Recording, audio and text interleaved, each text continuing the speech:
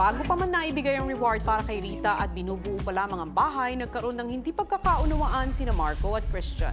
I guess, get back to work. Okay. Dong! Hey! Bubuhin yun. Papahinga lang po ako, nakahiga na lang po ako sa floor. Tapos ayun, bigla akong binuhusan ng tubig. Now you're up. I did for you. Leave tonight. Kaya ayun kuya, nagalit ako. The water was a little bit stupid. You accept our apology?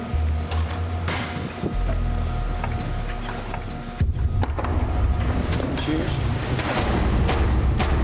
Galit ako sa kanya kasi bastos po siya.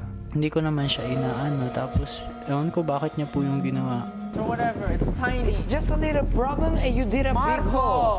Yan Finish pala. now! Wait. Finish. Ngayon na ang pag-usapan ang mga problema kisa loob. Kasi may bata doon, ayaw ko umiyak siya, ayaw ko magbigyan ng problema doon. At pag nag-uusap ako, gusto ko sa mata.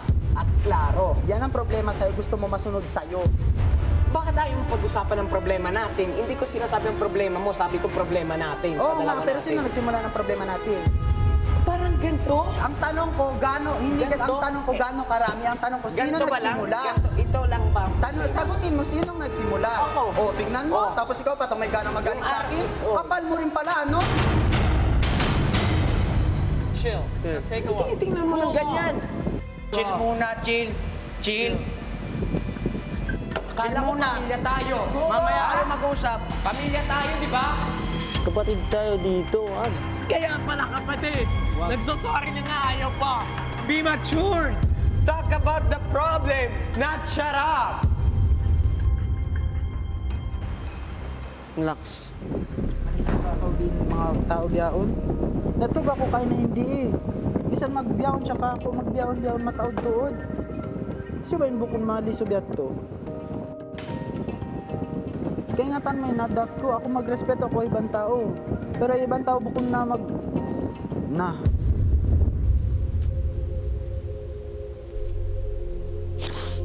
Masakit lang rin kasi para sa akin yung ganun, yung napakabastos niya naman. Ayoko lang po talaga yung bastos na ganong klaseng tao, kuya.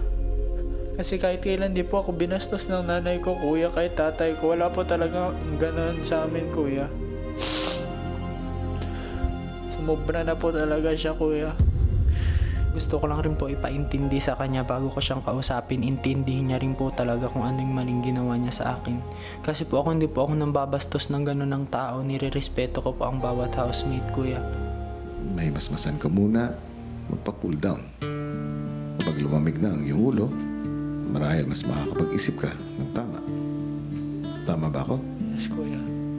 Nanggaling si Marco sa ibang kultura, sa ibang bansa siya lumaki.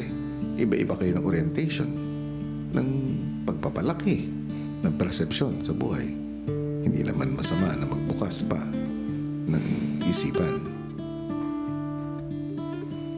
Kahit ano pang mangyari, kahit ano pa mang sitwasyon, nasa sa atin kung paano natin ito tatanggapin, ayusin. Ikaw lang ang may kapangyarihan to control yourself.